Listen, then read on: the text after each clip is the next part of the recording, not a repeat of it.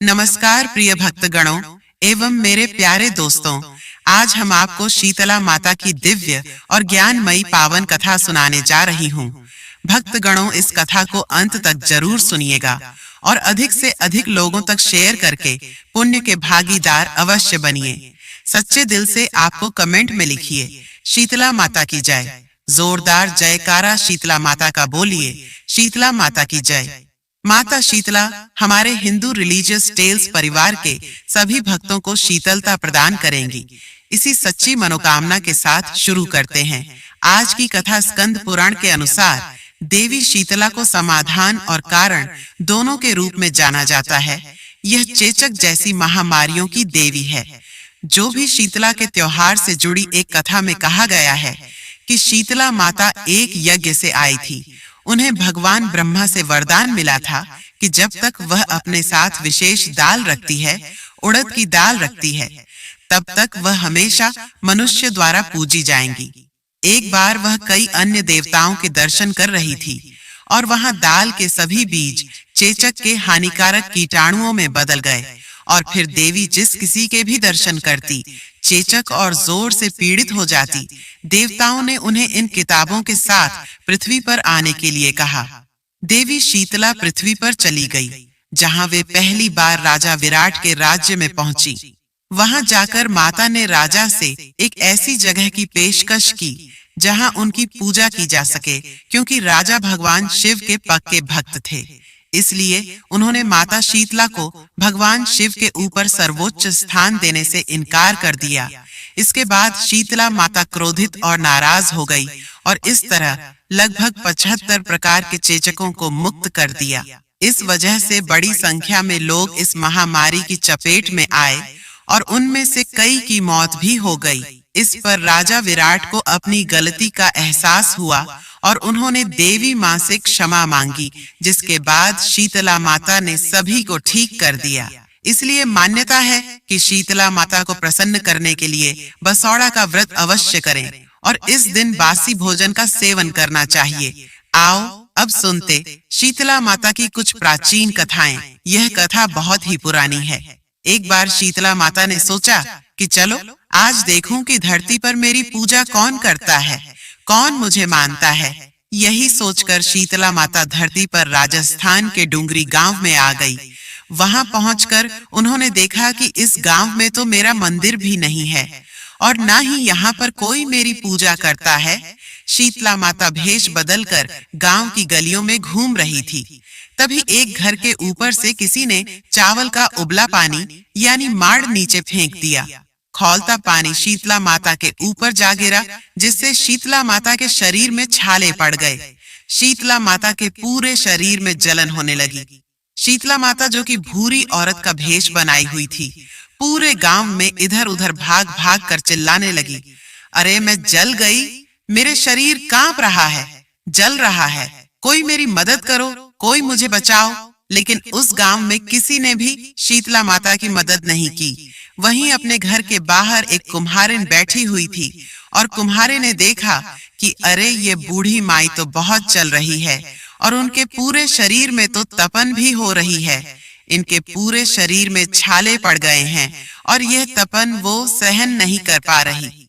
तब कुम्हारन ने कहा, माँ तुम यहाँ बैठ जाओ, मैं तुम्हारे शरीर के ऊपर ठंडा पानी डालती हूँ।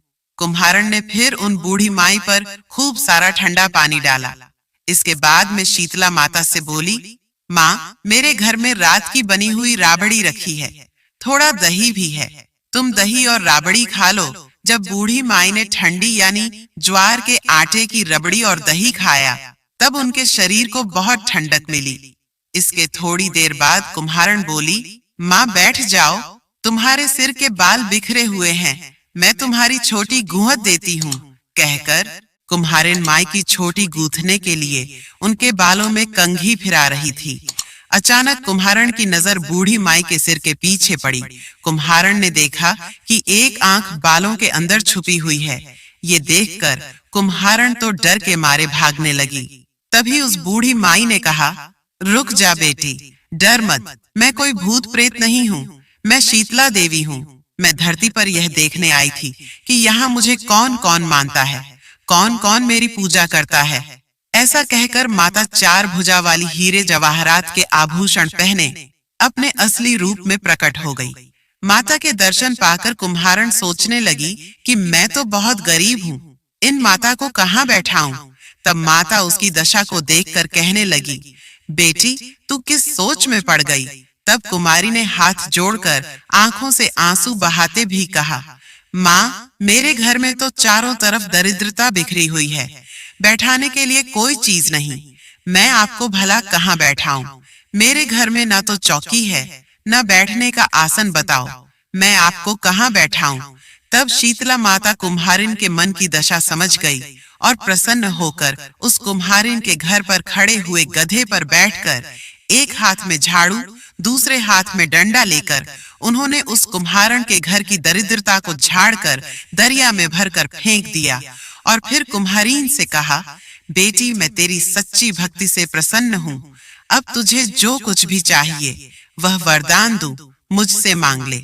यह सुनकर वह कुम्हारिन हाथ जोड़कर बोली, माता मेरी इच्छा है कि अब आप इस डूंगरी गांव में स्थापित होकर यही रहिए और जिस प्रकार आपने मेरे घर की दरिद्रता को अपनी झाड़ू से साफ करके दूर किया, ऐसे ही आपकी जो भी होली के बाद की सप्तमी को भक्ति भाव से पूजा करके आपको ठंडा जल, दही और बासी ठंडा भोजन चढ़ाए, उसके घर की दरिद्रता को साफ करना और आपकी पूजा करने वाली नर जाति का अखंड सुहाग रखना, उनकी गोद हमेशा भरी रखना। साथ ही जो पुरुष शीतला सप्तमी को नाई के यहाँ बाल ना कटवाए, धोबी को कपड़े धुलने न दे और पुरुष भी आप पर ठंडा जल चढ़ाकर नारियल पुष्प अर्पित करके परिवार सहित ठंडा बासी भोजन करे, उसके काम धंधे व्यापार में कभी दरिद्रता न आए। कुम्हारिन की बात सुनकर शीतला माता बोली, तथास्तु बेटी, जो तूने वरदान मांगे मैं वह सब तुझे देती हूँ और बेटी मैं तुझे आशीर्वाद भी देती हूँ कि मेरी पूजा का मुख्य अधिकार इस धरती पर कुम्हार जाति का ही होगा। तभी से उस दिन से डूंगरी गांव में शीतला माता स्थापित हो गई और उस गांव का नाम हो गया शील की डूंगरी। शील की डूंगरी में शीतला माता का मुख्य मंदिर है और शीतला सप्तमी पर बहुत बड़ा मेला लगता है और शीतला माता की कथा को जो भी सच्चे मन से और शीतला माता का ध्यान करके पढ़ता अथवा सुनता है, शीतला माता की कृपा से उनके घर की सभी दरिद्रता का नाश हो जाती है और उनकी सारी मनोकामनाएं पूर्ण हो जाती हैं। प्रेम से बोलिए शीतला माता की जय। भक्तगणों, अब सुनिए शीतला माता की एक और कहानी। एक बार एक राजा के इकलौते पुत्र को शीतला निकली। उसी के राज्य में एक कांची की पुत्र को भी शीतला निकली हुई थी। कांची परिवार बहुत गरीब था, लेकिन वह मां भगवती की पूजा नियमित रूप से करते थे। वह धार्मिक दृष्टि से जरूरी समझे जाने वाले सभी नियमों को बीमारी के दौरान भी भली भांति निभाता रहा। घर में साफ सफाई का विशेष ध्यान रखा जाता था। उसके घर में नियम से देवी भगवती की पूजा होती थी। नमक खाने पर पाबंदी थी। सब्जी में इस दौरान ना तो छौंक लगता था, ना ही कोई वस्तु तली भुनी जाती थी। गरम भोजन न तो वो खाता था और ना ही वह शीतला वाले अपने बेटे को दिया करता। ऐसा करने से उसका पुत्र जल्द ही स्वस्थ हो गया। उधर जब से राजा के बेटे को शीतला का प्रकोप हुआ था, तब से उसने भगवती के मंडप में सत चंडी का पाठ शुरू करवा रखा था। रोज हवन और बलिदान हुआ करते थे। राजपुरोहित भी सदा देवी भगवती के पूजन में मग्न रहते। राजमहल में रोज कढ़ाई छड़ती, तरह तरह के गर्म स्वादिष्ट भोजन बनते। सब्जी के साथ कई प्रकार के मांस पकते थे। उसका परिणाम यह होता कि उन लजीज भोजन की गंध से राजकुमार का मन मचल उठता और वह भोजन करने के लिए जिद करने लगता। एक तो राजपूत और दूसरा इकलौता, इस कारण उसकी अनुचित जिद भी पूरी कर दी जाती और उससे वह अनुचित भोजन खाने को दे दिया जाता। इस पर शीतला का प्रकोप घटने के बजाय बढ़ने लगा। अब तो शीतला के साथ साथ उसे बड़े बड़े फोड़े भी निकलने लगे, जिनमें खुजली और जलन बहुत होती थी। शीतला की शांति के लिए राजा जितने भी उपाय करता, शीतला का प्रकोप उतना ही बढ़ता जाता, क्योंकि अज्ञानतावश राजा के यहाँ सारे काम उल्टे हो रहे थे। यह देखकर अब तो राजा बहुत परेशान हो गया। उसकी समझ में नहीं आ रहा था कि इतना सब कुछ करने के बाद भी पिछला का प्रकोप शांत क्यों नहीं हो रहा। एक दिन राजा के गुप्तचरों ने उन्हें बताया कि कांची पुत्र को भी शीतल का निकली थी, फिर भी वो बिल्कुल ठीक हो गया। यह जानकर राजा सोच में पड़ गया। फिर मैं तो शीतला माता की इतनी सेवा कर रहा हूँ, पूजा अनुष्ठान में कोई कमी नहीं हो रही, लेकिन मेरा पुत्र अधिक रोगी होता जा रहा है, जबकि कांची पुत्र बिना सेवा पूजा के ठीक हो गया। पलंग पर लेटा हुआ राजा यही सब सोच रहा था कि सोचते सोचते उसे नींद आ गई। तभी श्वेत वस्त्र धारण देवी भगवती ने उसे स्वप्न में दर्शन देकर कहा, राजन, मैं तुम्हारी सेवा अर्चना से प्रसन्न हूँ, इसलिए आज भी तुम्हारा पुत्र जीवित है, लेकिन इसके ठीक न होने के कारण यह है कि तुमने शीतला के समय पालन करने योग्य नियमों का उल्लंघन किया है। तुम्हें ऐसी हालत में नमक का प्रयोग बंद करना चाहिए। नमक से रोगी के फोड़ों में खुजली होती है। घर की सब्जियों में छौंक नहीं लगाना चाहिए, क्योंकि इसकी गंध से रोगी का मन उन वस्तुओं को खाने के लिए ललचाता है। रोगी का किसी के पास आना जाना मना है, क्योंकि यह रोग औरों को भी होने का भय रहता है। इसलिए इन नियमों का पालन कर तेरा पुत्र ठीक हो जाएगा। फिर सारा विधान समझाकर देवी अंतर्ध्यान हो गई। प्रातः काल उठते ही राजा ने देवी की आज्ञा अनुसार सभी कार्यों की व्यवस्था कर दी, जिससे राजकुमार की सेहत पर अनुकूल प्रभाव पड़ा और वह जल्दी स्वस्थ हो गया। और अब तो राजा बहुत प्रसन्न हो गया। फिर उसने अपने पूरे राज्य में घोषणा करवा दी कि हर कोई शीतला माता की पूजा किया करेगा।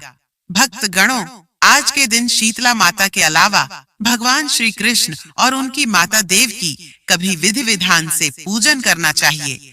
मध्यकाल में सात्विक भोजन का भोग उन्हें लगाना चाहिए। ऐसा करने से केवल पुण्य ही नहीं मिलता, बल्कि सारे दुख भी दूर हो जाते हैं। अब हम आपको शीतला माता की एक और कहानी सुनाने जा रहे हैं। प्राचीन कथा के अनुसार एक बार एक बुढ़िया माई और उनकी 2 बहुओं ने शीतला माता का व्रत किया। सभी को अष्टमी तिथि को बासी भोजन खाना था, जिसके चलते ही उन्होंने सप्तमी तिथि को ही भोजन बनाकर रख लिया था। लेकिन दोनों बहनों ने बासी भोजन नहीं करना था, क्योंकि उन्हें कुछ समय पहले ही संतान हुई थी। उन्हें लग रहा था कि कहीं ऐसा ना हो कि वह बासी भोजन करे और बीमार पड़ जाए। अगर ऐसा हुआ तो उनकी कप्तानी भी बीमार पड़ जाएंगी। तब दोनों बहुओं ने अष्टमी को भारतीय भोजन ग्रहण न करके अपनी सास के साथ माता की पूजा की।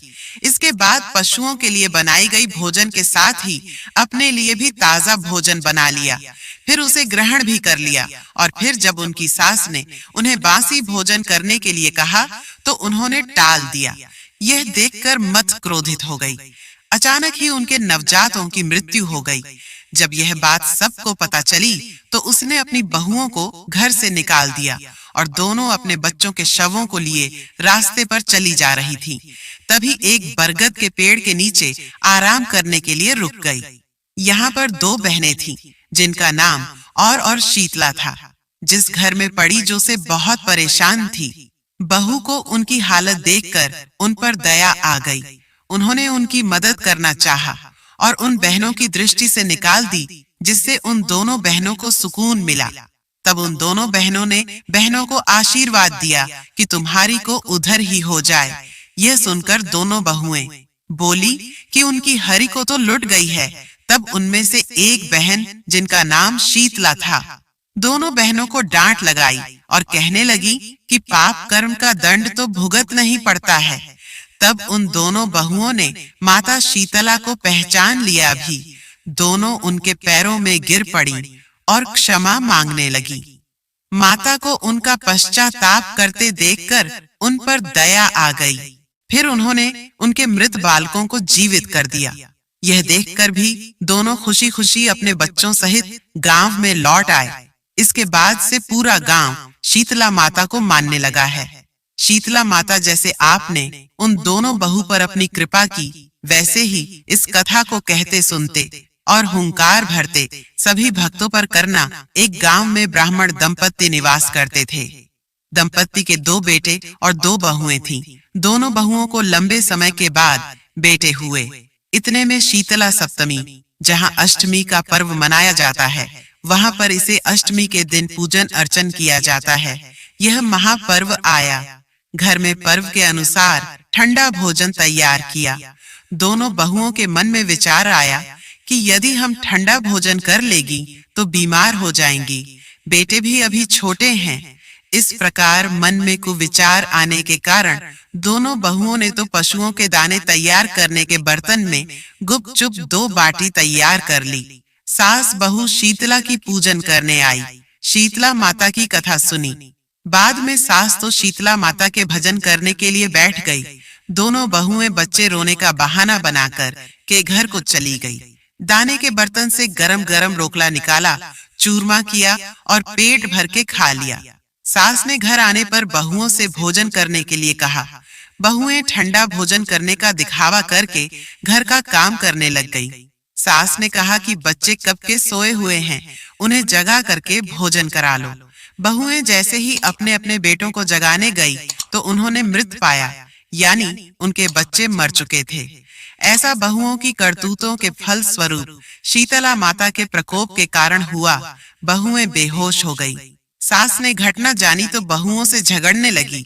सास बोली, तुम दोनों ने अपने बेटों की बदौलत शीतला माता की अवहेलना की है, उनका अनादर किया है, उनका अपमान किया है। इसलिए अपने घर से निकल जाओ और बेटों को जिंदा स्वस्थ लेकर ही घर में पैर रखना। अपने मरे हुए बच्चों को टोकरे में सुलाकर दोनों बहुएं घर से निकल पड़ी। जाते जाते रास्ते में जीर्ण पुराना वृक्ष आया। ये खेजड़ी का वृक्ष था। इसके नीचे ओरी और शीतला दोनों बहनें बैठी थीं। दोनों के बालों में विपुल प्रमाण में जू थी। बहुओं ने थकान का अनुभव किया। दोनों बहुएं ओरी और शीतला के पास जाकर बैठ गई और उन दोनों ने शीतला और ओरी के बालों से खूब सारी जू निकाली। जुओं का नाश होने से और ओरी और शीतला ने अपने मस्तक से शीतलता का अनुभव किया। कहा, तुम दोनों ने हमारे मस्तक से शीतल ठंडा किया है, वैसे ही तुम्हारे पेट को शांति मिले। दोनों बहुएं एक साथ बोली कि पेट का दिया हुआ ही लेकर हम मारी मारी भटकती है, परंतु शीतला माता के दर्शन नहीं हुए हैं। शीतला माता ने कहा कि तुम दोनों पापिन हो, दुष्ट हो, दुराचारी हो। तुम्हारा तो मुंह देखने योग्य भी नहीं है। तुमने शीतला माता के पूजन के दिन ठंडा भोजन करने के बदले तुम दोनों ने गरम गरम भोजन कर लिया था। यह सुनते ही बहुओं ने शीतला माता जी को पहचान लिया। देवरानी जेठानी दोनों ने माताओं का वंदन किया। गिड़गिड़ाते हुए कहा कि हम तो भोली भाली हैं, अनजाने में गरम गरम भोजन हमने कर लिया है। आपके प्रभाव को हम नहीं जानते हैं। आप हम दोनों को क्षमा करें। पुनः ऐसा दुष्ट कृत्य हम कभी भी नहीं करेंगी। उनके पश्चाताप भरे वचन को सुनकर के दोनों माताएं प्रसन्न हो गईं। शीतला माता ने मृतक बालकों को जीवित कर दिया। बहुएं बच्चों को साथ लेकर आनंद से पुनः गांव को लौट आई। गांव के लोगों ने जाना कि दोनों बहुओं ने शीतला माता के साक्षात दर्शन किए हैं। दोनों का धूमधाम से स्वागत करके गांव में उनको प्रवेश करवाया गया।